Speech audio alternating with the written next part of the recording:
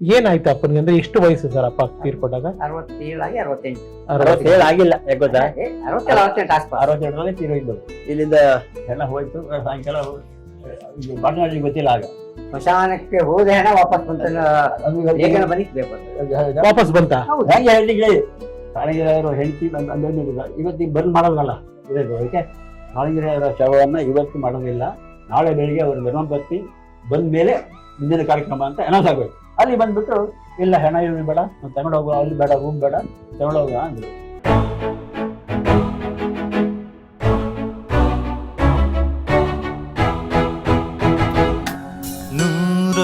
ನೂರೊಂದು ನೆನಪು. ತಂದೆಯವ್ರ ಬಗ್ಗೆ ಕೆಲವು ಈ ತರ ಪ್ರಚಾರಗಳು, ಸುಳ್ಳಿ ಪ್ರಚಾರಗಳಾದಾಗ ನೀವಾಗ್ಲೇ ಒಂದ್ ಮಾತು ಹೇಳಿದ್ರಿ, ನೀವಿಬ್ರು ಒಂದ್ ಮಾತು ಹೇಳಿದ್ರಿ, ನಮ್ ತಾಯಿ ತುಂಬಾ ಕಷ್ಟಪಟ್ಟಿದ್ದಾರೆ ಅಂತ. ಅಮ್ಮನಿಗೆ ಈ ತರದ ವಿಚಾರಗಳನ್ನ ಕಿವಿಗೆ ಬಿದ್ದಿತ್ತಾ ಇದ್ದ, ಅಪಪ್ರಚಾರ ಆಗ್ತಿದೆ ನಮ್ಮ ಯಜಮಾನ್ರ ಬಗ್ಗೆ ಅಂತ ಬಿದ್ದಿದ್ರೆ ಅದನ್ನ ಆ ಸವಾಲುಗಳನ್ನ ಹೇಗೆ ಎದುರಿಸಿದ್ರು? ಇಲ್ಲ, ನಾವು ಹೇಳ್ತಾನೆ ಇರಲಿಲ್ಲ ಅದೆಲ್ಲ. ಅಂದ್ರೆ ಅವ್ರಿಗೇನು ಗೊತ್ತಾಗ್ತಿರ್ಲಿಲ್ಲ, ಹೇಳಿದ್ರೆ ಮಾತ್ರ ಗೊತ್ತಾಗುದಲ್ಲ. ಅವ್ರೇನ್ ಗೊತ್ತಾ, ಅಪ್ಪ ಬಂದ ತಕ್ಷಣ ಬಹಳ ಖುಷಿ ಬಂದ್ರು ಅಂತ, ಅವಳಿಗೆ ಎಲ್ಲ ಅಡುಗೆ ಮಾಡಿ ಕೊಡೋದೆಲ್ಲ ಇದೆಲ್ಲ. ನಮ್ಮಲ್ಲಿ ಅಪ್ಪ ಇದ್ದಾಗ ಅಯ್ಯೋ ಮನೆ ಬರಲಿಲ್ಲ ಹಾಗೆ ಈಗ ಅಂತ ಹೇಳುವ, ಅವ್ರು ಬಂದಾಗ ಸೈಲೆಂಟ್. ಅಲ್ಲಿ ಬೇಕಾದ್ದೆಲ್ಲ ಮಾಡಿಕೊಡೋದು, ಜೊತೆಯಲ್ಲೇ ಇದ್ದಿರೋದು. ಅಂದರೆ ಇವರು ಮೀನಾಕ್ಷಿ ಹುಳ್ಳಿಗಳ ಚಟ್ನಿ ಮಾಡಿದ್ದೆ ಇವತ್ತು, ಕೈ ಕುತ್ಕೊಂಡು ಹೇಳೋದು. ಅವ್ರು ಶೇವ್ ಮಾಡಿ ಕುತ್ಕೊಂಡ್ರೆ 1.5-2 ಗಂಟೆ ಬೇಕು. ಯಾರಪ್ಪ ಅವರ ಹೆಂಗೆ ಹಿಂಗೆ ಹಾಕೊಂಡು ಬಂದವರು ಇಲ್ಲೆಲ್ಲ ಬಂದು ಮಾಡ್ತಾರಲ್ಲ, ಮಾಡ್ತಿರೋ ಅದು ಹಿಂಗೆ ಇರಬೇಕು. ಆಮೇಲೆ ಹಿಂಗೆ ಕರ್ಕೊಂಡ್ರು, ಹಿಂಗೆ ಕುತ್ಕೊಂಡ್ರು, ಹೀಗೆ ಟೈಮ್ ಪಾಸು. ಆಮೇಲೆ 10 ಗಂಟೆಗೆ ಎಲ್ಲ ತಿಂದುಕೊಂಡ್ಕೊಂಡು ಹೋಗುವ ಪೇಟೆಗೆ. ಅದೇ ವಾಸ್ತವ ನಾಯಕರು ಸಂಜೆನೆ ಬರೋದು, ಮತ್ತು ಸಂಜೆನೆ ಬರೋದು. ಅಂದ್ರೆ ಅವ್ರ ರಜಕ್ಕೆ ಅಂತ ಬಂದಾಗ ಎಷ್ಟು ದಿವಸ ಇರೋರು ಅಪ್ಪ ಇಲ್ಲಿ ಬಂದಾಗ? 5 ದಿವಸ ಹೇಳಿದಾಗೆಲ್ಲ ಅವ್ರ ಮನ್ಸಿದ್ದಂಗೆ ಮೂಡಿ. ಇಲ್ಲಿನ ಕಾರ್ಯಕ್ರಮ ಇದ್ಬಿಟ್ಟು ಸ್ವಲ್ಪ ಲೇಟ್ ಆಗುತ್ತೆ. ಓಕೆ. ಇಲ್ಲ ಕಾರ್ಯಕ್ರಮ ಉಡುಪಿಗೆ ಇಲ್ಲೆಲ್ಲ ಅಮ್ಮನ ಕರ್ಕೊಂಡು ಹೋಗ್ತಾರೆ. ಗೊತ್ತಿಲ್ಲ ಇದು ಆಕಾಶವಾಣಿಯವರು ಅವಾಗ ಅಲ್ಲ ಕರ್ನಾಟಕ ಗೌರ್ಮೆಂಟ್ನವರು ಈ ಕುಟುಂಬ ಯೋಜನೆ ಅಂತ ಮಾಡಿದರು. ಮಾಡಿದಾಗ ಇವರನ್ನ ಒಂದೊಂದು ಊರಿಗೆಲ್ಲ ಹೋಗೋದು. ಅವರು ಕುಟುಂಬ ಯೋಜನೆ ಬಗ್ಗೆ ಅಲ್ಲಿ ಯಾರು ಗೌರ್ಮೆಂಟ್ನವರು ಸ್ಪೀಚ್ ಮಾಡ್ತಾರೆ, ಕಾಯಿಗೆ ಕೊಡೋಣ ಇಲ್ಲ ಹಿಂಗೆ ಹೀಗೆ ಬರ್ತಾ ಇರುವಾಗ ಕುಂದಾಪುರ ಎಲ್ಲ ಮುಗಿಸ್ಬಿಟ್ಟು ಬ್ರಹ್ಮಾವದಲ್ಲಿ ಬರುವಾಗ ಇಲ್ಲಿ ಬಂದಾಗ ನಮ್ಮನೆ ಬರುವುದು. ಮನೆಗೆ ಬಂದಾಗ ಇಲ್ಲಿ ಬಂದಾಗ ಅವತ್ತು ಉಡುಪಿಯಲ್ಲಿ ಪ್ರೋಗ್ರಾಮ್, ರಾಜಾಂಗಣದಲ್ಲಿ ಪ್ರೋಗ್ರಾಮ್. ಅಮ್ಮನ ಕರ್ಕೊಂಡು ಹೋಗಿದ್ರು, ಬಾ ಅಂತ. ಅಮ್ಮನಿಗೆ ಭಾಳ ನಾಚಿಕೆ. ಅವರು ಅಲ್ಲಿ ಗಣ್ಣೊಟ್ಟು ಹೋಗಮ್ಮ ಅಂದರೆ ಹೋದ್ರೆ ಅಂದರೆ ನಾನು ಕರ್ಕೊಂಡು ಅಲ್ಲಿ ಕೂತ್ಕೊಂಡಿದ್ದರು. ಅಲ್ಲಿ ನಮ್ಮ ಅಪ್ಪನ ಪ್ರೋಗ್ರಾಮ್ ಆಯಿತು. ಮತ್ತು ಜನಗಳೆಲ್ಲ ಅಲ್ಲಿ ಅದು ರಾಜಾಂಗಣ ಫುಲ್ಲಾಗಿ ಜನ. ಆ ಸ್ವಾಮಿಗಳೆಲ್ಲ ಇದ್ದರು. ಅವರು ಸ್ವಾಮಿಗಳು ಒಂದು ಇದನ್ನು ಕೃಷ್ಣನ ಇದನ್ನ ಇಟ್ಟು ಒಂದು ಮಂಟಪದಲ್ಲಿ ಇದ್ದರು. ನಮ್ಮ ಅಮ್ಮನಿಗೆ ಕೊಟ್ಟು ಸನ್ಮಾನ ಮಾಡಿದರು, ಕಾಳಿಂಗರಾಯ ಮಾಡಿದರು. ಆಗಲೇ ನಮ್ಮ ಅಮ್ಮನಿಗೆ ಕಾಳಿಂಗರಾಯರ ಬಗ್ಗೆ ಪಕ್ಕ ಗೊತ್ತಾಗಿದ್ದು, ಈ ದೊಡ್ಡ ಜನ ಅಂತ. ಬರ್ತಾರೆ ಗೊತ್ತಿಲ್ಲ, ಏನೂ ಗೊತ್ತಿಲ್ಲ. ಅವಳೇನು ಓದಿಲ್ಲ. ಒಂದನೇ ಕ್ಲಾಸೇನೋ ಹೋಗಿದ್ರು. ಅಲ್ಲಿ ಏನೋ ಬೈದ್ನಂತೆ ಮೇಷ್ಟ್ರು, ಮಗ ನಿನ್ನ ಶಾಲೆ ಬೇಡ ನಮಗೆ ಬಸ್ ಅವಾಗೆಲ್ಲ ಹಾಗೆ ಹಾಗೆ ಬೈ ಬಂದಂತೆ. ಅಂದರೆ ಮೀನಾಕ್ಷಮ್ಮ ಅಂತ ಬರೀಕ್ ಬರೋದಿದೆ, ಆದ್ರೆ ಓದ್ತಾಳೆ ಕಾಣ. ಟಿವಿ ನೋಡಿ ಎಲ್ಲ ಆಕ್ಟರ್ ಇರ್ಬೋದು, ಕ್ರಿಕೆಟ್ ಪ್ಲೇಯರ್ ಎಲ್ಲ ಗೊತ್ತಾಗ್ತದೆ, ಎಲ್ಲ ಹೇಳ್ತಾಳೆ. ಬರೀ ಬರ್ತದೆ, ಕಾಳ ಬರೀ ಬರ್ತದೆ, ಓದಿ ಬರ್ತದೆ, ಓದ್ತಾಳೆ, ಓದುದಿಲ್ಲ ಅಂತಿಲ್ಲ. ಅಂದ್ರೆ ಕನ್ನಡ ಮಾತ್ರ ಮೀನಾಕ್ಷಮ್ಮ ಅಷ್ಟೇ ಬರಿತಾ ಇದ್ದ. ಓಕೆ. ಕಾಳಿಂಗರಾಯರವ್ರಿಗೆ ಕಾಲವಾಗಿದ್ದು ಯಾವ ಸಂದರ್ಭದಲ್ಲಿ? ಏನಾರ ಆರೋಗ್ಯ ಸಮಸ್ಯೆಗಳಿತ್ತ? ಏನಾಗಿತ್ತು ತಂದೆಯವ್ರಿಗೆ? ಸಾವು ಹಾರ್ಟ್ ಅಟ್ಯಾಕ್ ಅಂತ ಹೇಳಿದ್ದಾರೆ. ಅದು ನಾನು ಎಂಜೆಫ್ ಎಂಪ್ಲಾಯ್ ಅಲ್ವಾ. ನೀವು ಎಲ್ಲಿದ್ರು ತಂದೆಯವರು? ಬೆಂಗಳೂರು ಅಲ್ಲ, ಅಲ್ಲೇ ಇದ್ರು. ಅಂದ್ರೆ ನೀವ್ಯಾರು ಇರ್ಲಿಲ್ಲ ಅಲ್ಲಿ? ನಾನೇ ಹೋಗ್ತಿದ್ದೆ, ಇವನು ನಾನು ಹೋದಾಗ ನಂಗೂ ಸೋನ್ ಕುಮಾರಿ ಸ್ವಲ್ಪ ತೆಗ್ಗಪ್ಪ ಆಗಿದೆ. ನಮ್ಮನ ಬಗ್ಗೆ ಏನೋ ಕೆಟ್ಟ ಮಾತಾಡ್ತಾರೆ, ಹೇಳ್ಬಿಡ್ತಾನೆ. ನಾನು ಊಟ ಹಾಕಿ ಕೊಟ್ಟಿದ್ದೆ, ಬೆಳ್ಳಿ ತಟ್ಟು ಊಟ ಮಾಡ್ತಿದ್ದೆ, ತಂದೆಯವರೆಲ್ಲ ಕೂತಿದ್ರು, ಅವಳಲ್ಲಿ ನಿಂತ್ಕೊಂಡಿದ್ದು. ಸೋನು ಮೋಹನ್ ಇಬ್ಬರು ಏನು ನಮ್ಮ ತಾಯಿ ಬಗ್ಗೆ ಏನೋ ಕೆಟ್ಟ ಮಾತಾಡ, ನನ್ಗೆ ಸಹಿಸ್ಲಿಕ್ಕೆ ಆಗಿಲ್ಲ. ಆ ತಟ್ಟಲ್ಲಿ ತೆಗೆದು ಮೂಗು ಉಗಾಯಿಸ್ಬಿಟ್ಟೆ, ಅವ್ರು ಮೂಗು ಹೊಡೆದು ಬಿಡ್ಬಿಟ್ಟು. ಆ ಕಾರಣ ತಂದೆಯವ್ರು ಏನ್ ಮಾಡಿದ್ರು, ಅವ್ರ ಪರವಾಗಿ ಮಾತಾಡ್ಬಿಟ್ರು. ನನ್ಗೆ ಬೇಸ ಆಯ್ತು. ನಾ ಬರೋದಿಲ್ಲ ನಿಮ್ಮ ಮನೆಗೆ ಅಂತ ಹೇಳಿ ಬಂದ್ಬಿಟ್ರಿ ನೀವು? ಅದೇ ಅದಾಗಿ ಒಂದು 6 ತಿಂಗಳ ಬರ್ಬೋದು. ಅಲ್ಲ, ಅದು ಬಂದಾಗ ನಾನು ಕೇಳುವಾಗ ನಾನೆಲ್ಲ ಬಂದೆ ಬೇಗ ನಾನು ಹೇಳ್ದ, ನಾನು ಬಂದೆ. ನೆಕ್ಸ್ಟ್ ಭಾನುವಾರ ಹೋದೆ, ನಾನು ರಜೆ ಇದ್ದು ಹೋದೆ. ಹೋದಾಗ ಕೇಳಿದೆ, ಅಲ್ಲ ಅವ್ನು ಬಂದು ಅಲ್ಲಿ ಎತ್ತು ಬಿಟ್ಟ, ಅವ್ನಿಗೆ ರಜೆ ಬಂದು ಗೊತ್ತಾಗಲ್ಲ, ಹಾಗೆ ಬೈ ಬಂದ್ಬಿಟ್ಟ ಹಾಗೆ ಅಂದ. ಅಪ್ಪ ಒಂದು ನಿಮಿಷ, ಅವ್ರ ಮಾತೆಲ್ಲ ಹೇಳಿ ಕೇಳಿದ್ರಿ ನೀವು, ಎಲ್ಲ ಆಯ್ತಲ್ವಾ?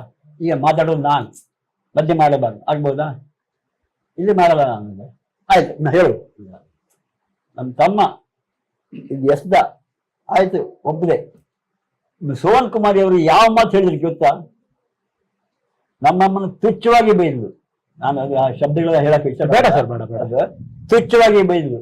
ಅದಕ್ಕೆ ಒಬ್ಬ ಬಂದು ಎಸ್ದ, ಏನ್ ತಪ್ಪು? ನಾನು ಅಲ್ಲಿ ಚಪ್ಪಿದ್ದಾಗ ಹೊಡೆದಿದ್ದೆ, ಗೊತ್ತಾ ನಿಮ್ಗೆ? ಅದು ವಾಗುದಿರು ಚಪ್ಪಿದ್ದಾಗ ಹೊಡೆದಿದ್ದೆ. ಅವನು ಪಾಪ ಎತ್ತು ಬಂದ, ಅದಕ್ಕೆ ಹೇಳ್ಬೋದ ಕೇಳಿದ್ರೆ, ಹೌದಾ ನನ್ಗೆ ಬಿಸಾಗಿಲ್ಲ ತಂದೆಯವ್ರಿಗೆ ಅವ್ರು ಹೇಳಿದ್ ಕೇಳಿಸ್ಲಿಲ್ಲ. ಹೇಳಿಲ್ಲ. ಹೌದಾ ಹೌದಾ, ನಾವು ಬಾಯಿ ಮೇಲೆ ಹೋಗುದು ನಮ್ಮ ಮುಂದೆ. ಅವನಿಗೆ ಬರ್ಲಿಕ್ಕೆ ಹೇಳ್ತೀನಿ ಬೇಕಾರೆ ಪರವಾಗಿಲ್ಲ ಅಂದ್ರೆ ನಂಗೆ ಗೊತ್ತಾಗಿಲ್ಲ. ನನಗೆ ಸ್ವಲ್ಪ ಮೀನಾಕ್ಷಿ ಹೆಂಗ್ ಹೇಳುದ ತಡ್ಕೊಳ್ಳಲ್ಲ. ಅಮ್ಮ ಎಷ್ಟು ಕಷ್ಟಪಟ್ಟು ನಮ್ಮನ್ನು ಸಾಕಿದ ನಮಗೆ ಮಾತ್ರ ಗೊತ್ತದು, ನೋಡೋರಿಗೆ ಯಾರಿಗೂ ಗೊತ್ತಾಗುದಿಲ್ಲ. ಅಂದ್ರೆ ಅಮ್ಮ ಹೇಳ್ತಾರೆ ಅಮ್ಮನಿಗೆ ಬೈದು ಬಹಳ ಕೋಪ ಬರ್ತಿತ್ತು. ಅಮ್ಮನ ತಾನು ತುಚ್ಛವಾಗಿ ಮಾಡಿರಲ್ಲ ಅಂತ ಅವ್ರಿಗೆ ಬೈದಿದ್ದಾರೆ. ಏನಾಯ್ತು ಅಪ್ಪನಿಗೆ? ಅಂದ್ರೆ ಎಷ್ಟು ವಯಸ್ಸು ಸರ್ ಅಪ್ಪ ತೀರ್ಕೊಂಡಾಗ? 67 ಆಗಿ 68. 67 ಆಗಿಲ್ಲ, ಯಾಕೆ ಗೊತ್ತಾ? 67 ಆಸ್ಪಾಸ್. 62ರಲ್ಲಿ ತೀರೋಗಿದ್ದವರು. ಅಂದ್ರೆ ಮನೆಯಲ್ಲೇನಾ? ಅವರಿಗೆ ಏನ್ ಗೊತ್ತಾ, ಅಲ್ಲಿ ಆರೋಗ್ಯ ಅವ್ರ ಬಗ್ಗೆ ಕೇರ್ ತಗೊಳ್ಳೋರು ಯಾರಿಲ್ಲ, ಗಮನ ವಹಿಸ್ಲಿಲ್ಲ. ಇಲ್ಲ. ಅವ್ರಿಗೆ ಬೇಕಾಗಿದ್ದು ಕಾಲಿಗೆ ಹಣ, ಮತ್ತಿನ್ನೇನಲ್ಲಾಗಿದೆ ಆ ಹೆಸರು ಹಣ ಎರಡೇ. ಅದಕ್ಕೋಸ್ಕರ ಕೊಟ್ಟಿದ್ರು. ಬೇಕಲ್ಲ. ಇಲ್ಲ, ಅಮ್ಮ ಒಳ್ಳೊಳ್ಳೆ ಫುಡ್ ಮಾಡಿ ಹಾಕುದು, ಅಲ್ಲಿ ಯಾರು ಫುಡ್ ಮಾಡಿ ಹಾಕ್ತಾರೆ? ಅವ್ರಿಗೆ ಮಾಡ್ಲಿಕ್ಕೂ ಬರಲ್ಲ, ಮಾಡಿ ಹಾಕುದು ಇಲ್ಲ. ಆ ಮೂರು ಜಂಕ್ಸ್ ಏನ್ ಮಾಡುತ್ತೋ ತಿನ್ಬೇಕು ಅಷ್ಟೇ. ಅಷ್ಟೇ. ಮತ್ತೆ ಅಮ್ಮ ಅವ್ರಿಗೆ ಒಂದ್ಸರಿ ಕಾಲು ಆಕ್ಸಿಡೆಂಟ್, ಕಾಲು ಫ್ರಾಕ್ಚರ್, 1-2 ತಿಂಗಳು ಹಾಸ್ಪಿಟಲ್ ನಮ್ಮ ಅಮ್ಮನೇ ಹೋಗಿ ಅವ್ರು ಒಟ್ಟಿಗೆ ಬೆಂಗಳೂರಲ್ಲಿ ತಗೊಂಡೋಗಿದ್ದೆ. ಯಾರಿಗೆ ಸರ್? ಕಾಳಿಂಗರಾವ್ ಸಾಹೇಬ್ರಿಗೆ ಕಾಲು ಫ್ರಾಕ್ಚರ್.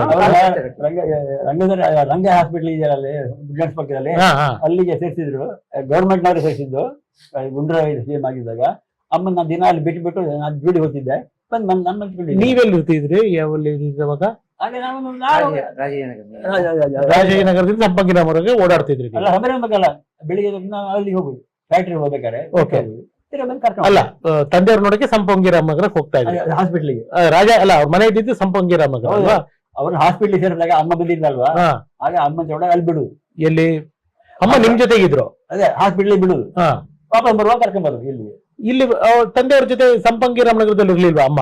ಅಮ್ಮ ಎಲ್ಲಿಲ್ಲ, ಅಲ್ಲಿ ಅವ್ರಿಗೆ ಬಿಡಿದಾಗ ಅಮ್ಮ ಅಲ್ಲಿ ಆಗಿಲ್ಲ, ಅಲ್ಲಿ ಹೋಗುದು. ಅಮ್ಮ ಒಂಥರ ಇನ್ನೋಸೆಂಟ್, ಗೊತ್ತಾಗುದಿಲ್ಲ. ಅವರು ಒಂಥರ ಕ್ರೂರಿಗಳು, ಸೋಹನ್ ಮಾನಿದ ಕ್ರೂರಿ. ಅದ ಒಂಥರ ಅವ್ರದ್ದು. ಅಂದ್ರೆ ಕೆಲವೊಂದೊಂದು ಕ್ಯಾರೆಕ್ಟರ್ಗಳು ಸಂತೋಷ್ ಸರ್, ತುಂಬದ ಸಂಸಾರದಲ್ಲಿ ಹೆಂಗೊಂದು ಕೆಟ್ಟ ಗ್ರಹಗಳ ತರ ಮಾಡ್ಕೊಂಡ್ಬಿಡ್ತಾರೆ. ಅವ್ರು ಕೊನೆಗೆ ಹೆಂಗ್ ಗೊತ್ತಾ, ಅವ್ರಿಗೆ ಇವರಿಗೆ ನಮ್ಮ ಅಪ್ಪನ ಹುಷಾರಿಲ್ಲದಾಗ ಲಾಭ ಬಂದು ಕಮ್ಮಿ ಆಯ್ತಲ್ವ. ಅಪ್ಪಂಗ್ ಹುಷಾರಿಲ್ಲ ಅನ್ನೋದು ಗೊತ್ತಾಯ್ತಾ ನಿಮ್ಗಳಿಗೆ? ಮಾಹಿತಿ ಸಿಕ್ತಾ? ಅಲ್ಲ, ಗೊತ್ತಾಯ್ತು. ಪಾಪ ವಾಟರ್ನವ್ರು ಇವ್ರು ಬಹಳ ಟ್ರೈ ಮಾಡಿ ಹೋಗಿ ಈ ತರ ಆಗಿದೆ, ನೀವು ಅಂದ್ರೆ ಏನಾಯ್ತಂತೆ ಸರ್? ಏನಾಯ್ತಂತೆ? ಆರೋಗ್ಯ ಸರಿ ಇಲ್ಲ, ವಯಸ್ಸಾದ. ಯಾವ ಡೇಟು ಸರ್? ಯಾವ ವರ್ಷ ತಂದೆಯವ್ರದ್ದು? 81 ನಲ್ಲಿ. 81 ಅಂದ್ರೆ 80 ಇಲ್ಲಿ ಸೆಪ್ಟೆಂಬರ್ 21. ಎಲ್ಲಿ ಆಸ್ಪತ್ರೆಗೆ ಅಡ್ಮಿಟ್ ಆಗಿದ್ರಾ? ಮಲ್ಲೆ ಇದ್ರು. ಹಾಸ್ಪಿಟಲ್ ಕರ್ಕೊಂಡವ್ರು ಯಾರಿದ್ದಾರೆ? ಅದೇ ಒಂದ್ ದೊಡ್ಡ ಗಲಾಟೆ ಇದೆ ಸರ್, ಹೇಳ್ತಿ ಕೇಳಿ. ಇವನ್ ಪಾಪ ಇದ್ದ ಬೆಂಗಳೂರಲ್ಲಿ. ಆ ಟೈಮಲ್ಲಿ ನೀವು ಬೆಂಗಳೂರಲ್ಲಿ? ನಾನು NGF ಎಂಪ್ಲಾಯ್. ನಾನು ಕ್ಯಾಂಟೀನ್ ಊಟ ಮಾಡ್ಕೊಂಡು 11:30 ಬರುವಾಗ ಅಲ್ಲಿ ಅಷ್ಟೇನ್ ಮೇಲೆ ಕರೆದ್ಬಿಟ್ಟು ಸಂಪಂಗಿರಾಮ ನಗರಕ್ಕೆ ಹೋಗು ಏನೋ ಅಂದ್ರು. ಅವ್ರಿಗೆಲ್ಲ ಗೊತ್ತಿತ್ತು ನೀವು ಕಾಳಿಂಗರಾಯರ ಮಗ ಅಂತ? ಗೊತ್ತಿತ್ತು. ಅವ್ರು ಫೋನ್ ಬಂದಿತ್ತಲ್ಲ ಅಲ್ಲಿಗೆ ಫ್ಯಾಕ್ಟ್ರಿಗೆ, ಆಗ ಇಲ್ಲಿಲ್ಲ. ಅವ್ರನ್ನ ಹೇಳಿದ್ರು, ಕಾಳಿಂಗರಾಯ ಹೀಗೆ ಹೋಗಿದ್ದಾರೆ, ಅವ್ರು ನಿಮ್ಮ ಮನೆಗೆ ಬರ್ಲಿಕ್ಕೆ ಹೇಳಿದ್ರು. ಇವರು ಯಾರು GMPA ಇವ್ರು ಹಂಗೆ ಹೇಳಿಲ್ಲ. ಗಡ್ಡಿ ಅವರು ಮೇಡಮ್ ನೀನು ಈಗ ಗೊತ್ತಾ ನಂತರ ಅಪ್ಪ ಮನೆಗೆ ಹೋಗುದು ಯಾಕೆ ಸರ್ ಅಂತ. ಅದು ಗೊತ್ತಿಲ್ಲ, ಹೋಗು ಇಲ್ಲಿ ಬಾಗಿಲ್ಲಿ ಕೊಟ್ಬಿಟ್ಟು ಆಟ ಮಾಡ್ಕೊಂಡು ಹೋಗು, ಅಷ್ಟೊಂದು ಮಾಡಿದ್ದಾರೆ. ನಾನೆಲ್ಲ ಇಲ್ಲಿ ನೋಡ್ತೀನಿ. ಆಗಲೇ ಇದು ಹೆಣ ಸಾಗಿಸು ಇಬ್ಬರುತ್ತಲ್ಲ ವ್ಯಾನ್ ತರಿಸಿದ್ದಾರೆ. BS ವಿಶ್ವನಾಥ್ ಅವರು ಇದ್ರು ಅಲ್ಲಿ. ನಾನು ಹೇಳಿದೆ, ಅದೇ ಅಪ್ಪ ದೇವ ಅಮ್ಮ ಬರ್ಬೇಕು, ನಾನು ಸುಡ್ಲಿಕ್ಕೆ ಬಿಡಲಿಕ್ಕಿಲ್ಲ. ಸಾರಿಗೆ ಗೊತ್ತಾಗಿದ್ದು ಬಂದು ನಾನು ಕರ್ಕೊಂಡು ಹೋಗಿದ್ದೆ. ಆಮೇಲೆ ಇವನು ನಾನು ಇಲ್ಲಿ ಮಾಡಕ್ಕೆ ಬಂದು ಆಮೇಲೆ ಸಾಯಂಕಾಲ ಬಂದು ಕರ್ಕೊಂಡ್ಬಂದು ಇಲ್ಲಿ ಬಿಟ್ಟೆ. ಯಾಕಂತ ಅವ ನನ್ನ ಮನೇಲಿ ರೂಮಲ್ಲಿದ್ದ, ನಾನು ಡೈರೆಕ್ಟ್ ಇಲ್ಲಿ ಬಂದಲ್ಲ. ಆಗ ವ್ಯಾನ್ ಬಂದು ಹೀಗೆ ಹೇಳಿದೆ, ಅದೆಲ್ಲ ಆಗಲ್ಲ, ಅಮ್ಮ ಬರಬೇಕು ಹೇಳಿದ ತಕ್ಷಣ BS ವಿಶ್ವನಾಥ್ ಹೇಳಿದ್ರು, ನೋಡು ಅವರು ವ್ಯಾನ್ ತರ ಕೇಳಿ ತಂದಿದ್ದೇನೆ, ನೀವು ಕೆಲಸ ಮಾಡು. ವ್ಯಾನ್ ಅಲ್ಲಿ ಸ್ಮಶಾನಕ್ಕೆ ಗೋಲ್ ಇಲ್ಲ, ಬಿನ್ಸಂಗಾಡಲ್ಲಿ ಅಲ್ಲೊಂದು ರೂಮ್ ನೀನು ಖಾಲಿ ಮಾಡಿ ಕೊಡ್ತೇನೆ ಆಯ್ತಾ. ಅಮ್ಮ ಬರೋದವರೆಗೆ ಅದು ಇಟ್ಕೋ. ನಾನು ಕಮಿಷನರಿಗೆ ಕೆಲಸ ಭಟ್ಟಾಚಾರ್ಯ ಕಮಿಷನರ್ ಪ್ರಪಂಚನಿಗೆ ಅವ್ರಿಗೆ ಫೋನ್ ಮಾಡಿ ಹೇಳ್ತೀನಿ ಅಂದರೆ ಅವರು ಫೋನ್ ಮಾಡಿದಾಗ ಹೇಳಿದೆ, ಕಾಳಿಂಗರಾಯ ಶವನ ನೀವು ಎಷ್ಟೊತ್ತು ಬೇಕಾದ್ರೆ ಇಟ್ಕೊಳ್ಳಿ, ಎಲ್ಲಿ ಬೇಕಾ ಇಟ್ಕೊಳ್ಳಿ ಅಂದ್ಬಿಟ್ರು ಆಯಮ್ಮ. പക്ഷേ ನಾನು ಅಲ್ಲಿ ಇಲ್ಲಿಂದ ಹೆಣ ಹೋಯ್ತು. ಸಾಯಂಕಾಲ ಬಾಟನಾಡಿಗೆ ಗೊತ್ತಿಲ್ಲ, ಆಗ ಹೆಣ ಹೋಯ್ತು. ಅಲ್ಲಿ ಹೋಗಿ ಇಟ್ಕೊಂಡಿದ್ದು. ನಂಗೆ ಏನು ಗೊತ್ತಾ, ಅಮ್ಮ ಬರೋದವ್ರು ಇಡಬೇಕು ಅಷ್ಟೇ. ಅಂದಷ್ಟು ಬಂದೆ, ಅದ್ರ ಹೋಯ್ತು. ನಾವು ಅಲ್ಲಿದ್ದು ಅದು ರೂಮ್ ಕ್ಲೀನ್ ಮಾಡಬೇಕಿತ್ತಲ್ಲ, ಇಟ್ಕೊಂಡಿದ್ದೆ. ಆಗ ಸ್ಮಶಾನಕ್ಕೆ ಹೋದ ಹಣ ವಾಪಸ್ ಬಂತ ಲೇಖನ ಬಂದಿತ್ತು ಪೇಪರ್. ವಾಪಸ್ ಬಂತ? ಹೇಗೆ ಹೇಳಿ, ಆಗ ಅಲ್ಲಿ ಕಂಪನಿ ಇರುವ ಕೆಲವು ಕನ್ನಡದವರಲ್ಲಿ ಇದಾರಲ್ಲ, ಕನ್ನಡದವರು ಕಾಳಿಂಗೆಲ್ಲ ಹಣ ಆ ಥರ ಇದ್ದಿದ್ದಲ್ಲ, ನಾವು ತಗೊಂಡು ಮೆರವಣಿಗೆ ಮಾಡುವ ಅಂತ ಹೇಳ್ತಿದ್ರು. ನಂಗೆ ಗೊತ್ತಿಲ್ಲ ಅದು. ಅಲ್ಲಿ ಬಂದ್ಬಿಟ್ಟು ಇಲ್ಲ ಹೆಣ ಇರೋದು ಬೇಡ, ತಗೊಂಡು ಹೋಗುವ, ಅಲ್ಲಿ ಬೇಡ, ರೂಮ್ ಬೇಡ, ತಗೊಂಡು ಹೋಗುವ ಅಂದ್ರು. ಅಲ್ಲಿ ಕನ್ನಡ ವ್ಯವಸ್ಥೆ ಬಂದಿದ್ರು ನೋಡಿ, ಸ್ಮಶಾನ ಹೆಣ ಇಲ್ಲಿ ಬಂದ ಮೇಲೆ ವಾಪಸ್ ಮನೆಗೆ ಹೋಗ್ಬಾರ್ದು ಶಾಸ್ತ್ರ ಪ್ರಕಾರ ಅಂತ ಕನ್ನಡ ವ್ಯವಸ್ಥೆ ಹೇಳಿದ್ರು. ರೇ ನೀವೇನು ಹೇಳುದು, ಕಾಳಿಗೆರೆ ಕನ್ನಡದವರು, ನಾವು ಇಟ್ಕೋತೀರಿ ಹೋಗಿ ಗಲಾಟೆ. ನಾ ಹೇಳಿದೆ ಸುಮ್ಮನೆ ಇದೆ, ಹೇಳಿ ತಪ್ಪಲ್ಲ, ಹೋಗ್ಬಾರ್ದು, ಸ್ಮಶಾನಕ್ಕೆ ಬಂದ ಮನೆಗೆ ಹೋಗ್ಬಾರ್ದು, ಬೇರೆ ಏನು ವ್ಯವಸ್ಥೆ ಮಾಡ್ತೀರಿ ಹೇಳಿ, ನಾನು ಹೇಳ್ತೀನಿ. ಅವ್ರ ಮಗನ್ ಗೊತ್ತಲ್ವ, ಏನಿಲ್ಲ ನಾವಲ್ಲಿ ಸ್ಟೇಜ್ ಮಾಡಿಬಿಟ್ಟು ಅವ್ರಿಗೆ ಇದು ಮಾಡಿಬಿಟ್ಟು ಶಾಮಿಯಾನ ಹಾಕ್ತೀವಿ ನಾವು ಅಂದರು. ಹಾಕಿ ಪರವಾಗಿಲ್ಲ ಅಂದ್ರೆ ಮನೆ ಇದೆಯಲ್ಲ ಹಿಂಬಾಗಿದ ರೋಡಲ್ಲೇ ಫುಲ್ಲು ಶಾಮಿಯಾನೆಲ್ಲ ಹಾಕ್ಬಿಟ್ಟು ಇದೆಲ್ಲ ಹಾಕಿ ಮಾಡಿದ್ರು. ಆಮೇಲೆ ವಾಪಸ್ ಬಂತು.